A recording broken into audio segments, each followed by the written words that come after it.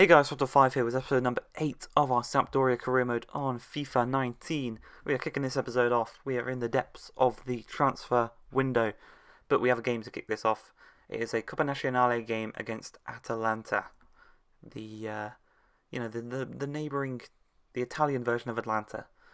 Well, here we go. In this game, Moses Simon, formerly of Levante, running down this left-hand side. He's got options in the box. Finds one nicely at the back post. Luckily for us, Muru can intercept that. Pasalac, Klassen, Ilicic, Duvan Zapata, one of our players actually. And you see there, Moses actually kind of got tripped up by the Polish right back there. And I'd say if he didn't get tripped up, he probably would have tucked that one home. It would have been 1-0 to Atlanta. Well, Pryor now, 38 minutes in. He's going to play through Muru. He's got options in the middle. Finds Cagliarella. He shoots. It deflects. Falls back to him.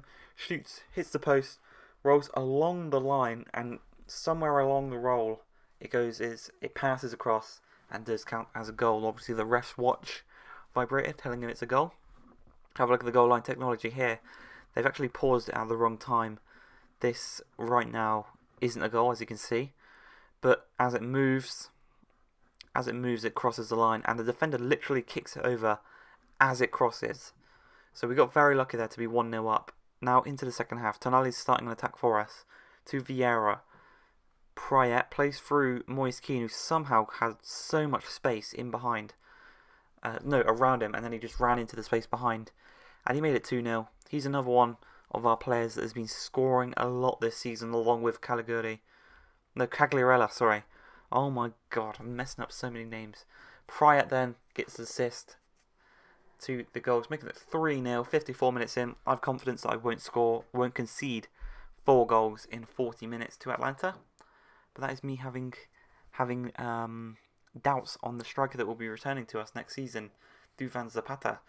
Well, Alex Oxlade-Chamberlain is now living in Italy, playing for Atalanta. He whips it across to the back post. Bajinski heads it, Gomez chests it down, and Ilicic makes it 3-1 with a venomous strike. Lot of power on that one, made it 3-1. 66 minutes in, they need 2 more goals. 79 minutes in, Gomez plays it to Simon. He is completely drained of any energy, as is Ilicic, and that's why Tonelli beat him to the race there. Ilicic does get the ball, whips it into Simon. Simon makes it 3-2. So we do have to defend quite a lot, and quite confidently and carefully see out this game. Simon plays it to Tonelli. He's going to shoot. That was a shot. Deflected off of Capauri. He's going to take it, dink it over his head, go for the overhead kick, and the whistle is blown there. A 3-2 victory for us. We are through to the quarterfinals of the Coppa Nazionale, and in between that next quarterfinals game, we are going to take on Fiorentina in the league. Now, 3 minutes into the game, Milenkovic, he plays it to Chiesa. Chiesa is going to whip in the ball to Luis Muriel. Colny intercepts, and Ferrari's shot is intercepted by Vieira. Piaka's going to whip it in. Milejevic, his shot goes over. So early on in the game, they are showing that they mean business. And, you got to respect the team that comes to us and likes to play a nice attacking football, because that's what we like to play. But you see there, Luis Muriel, former Sampdoria player, hits the post, and Svila kind of jumps over the ball. But I think if he had made contact with the ball, it would have deflected and went in, and Fiorentina would have been 1-0 up. Capari plays through Cagliarella, not Caligari, Cagliarella in the 44th minute. He makes it 1-0 with a nice outside the boot finish past Lafont, the young French keeper. They had a chance early on. Anderson couldn't get the ball away, intercepted by Olmo. Chiesa hits the shot. Svilo with a brilliant save though, keeps it a 1-0 to us. And now Linetti's played through 54 minutes in. He's got options ahead of him, decides to play it back to Ekdal. He then plays it first time to Capari. Capari plays it first time to Gabbiadini, and he hits it first time into the back of the net and makes it 2-0, doubling our lead, minimising the chances of us losing any points in this game. But you can see here, we drop the ball to Svila. He's going to drop it and just boot it upfield. Nope, intercepted, and Muriel makes it 2-1. Increasing the chances of us dropping points in this game. It's 2-1, 67 minutes in. We've got 23 minutes to defend this 1-goal lead.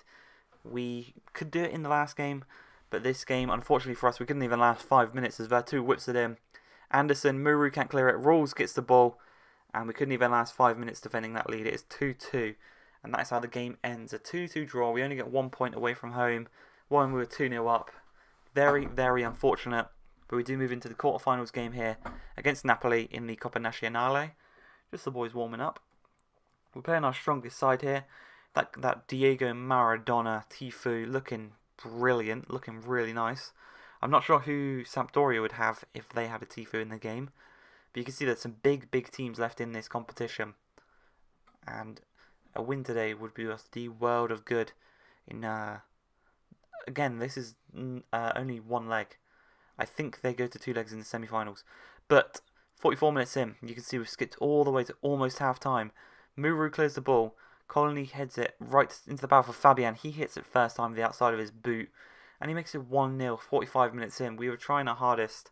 We were actually defending a lot this half. But they just weren't having the shots. This was one of the first shots of the half. And Fabian tucked it away, made it 1-0. Callejon right into the second half. Colony heads it right into the path of Fabian. He again goes for that wonder strike. It deflects, falls to Trigueros. And I was actually looking to sign in January. And he's made it 2-0, doubling their lead. The Spaniards are getting all the goals today. Raniero plays it out to Malquit. He is running down this right-hand side, whips it to the back post. Zielinski's actually going to get to it, whips it back in. And Raniero, no idea who he is. He makes it 3-0 to Napoli. And they've won. They've knocked us out of the Coppa Nazionale. We are playing so poor this game. Tonali loses the ball out to Zielinski. They're going to play it through to Mario Rui.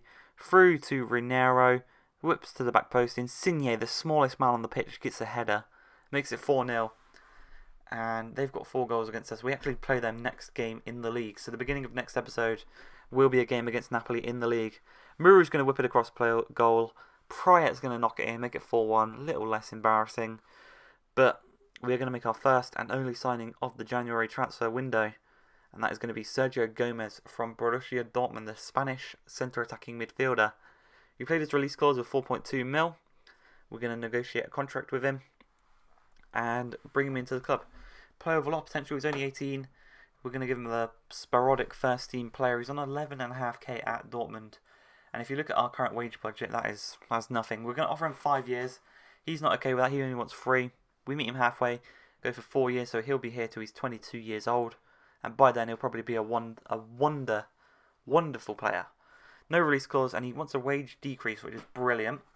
And this last little bit is just going to be the countdown of the clock on transfer deadline day. You can see there, Belotti has joined Liverpool for 66 million. We try and loan out Stipejovic. He rejects both loans. And that is going to be it for this episode. I hope you guys have enjoyed. If you have, please like, subscribe, and peace.